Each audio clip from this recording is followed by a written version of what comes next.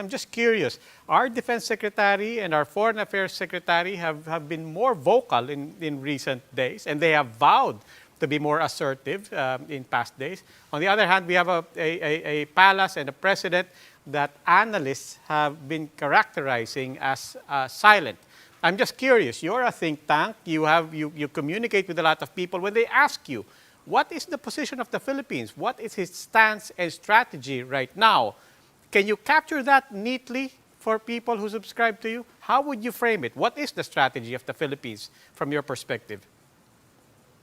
It seems like over the last month and a half, the strategy of the AFP and DFA and DND, and I guess the West Philippine Sea Task Force in Malacanang has been to raise the volume about China's illegal behavior, try to name and shame Chinese illicit actors. And I actually think it's been quite helpful to see the publicity around the bow numbers of individual boats and trying to pull back the cover of deniability that Beijing uses for these illegal paramilitaries. Now, whether or not that is also the position of the president is a matter of some concern. What options do we have now, specifically the people who want to speak out and to have a stronger position on this, specifically the DND and the DFA, at least as of this moment, and if everything else is status quo with regards to Malacanang, as we said, being characterized as being silent, and Malacanang saying we don't even need to tell you what our strategy is.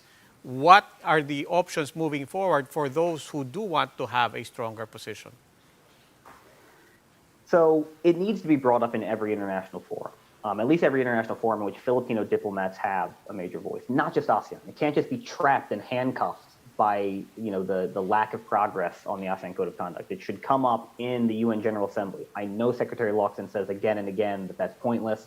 I disagree. I think if there was a vote in the UN General Assembly, the Philippines would win by a huge margin.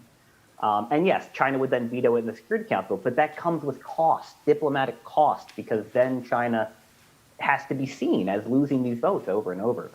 It should come up in like G7 meetings. The Americans should be bringing it up too, with the encouragement of Filipino counterparts. For DND and the AFP, a big part of this is what they're doing now. Publicly naming and shaming Chinese bad actors. Publicize. Don't try to hide what's been happening at Pagasa. For 2.5 years, there's been a Chinese militia presence off Pagasa Reef every single day. And most of the time, the AFP doesn't want to talk about it. Same with Julian Felipe Reef.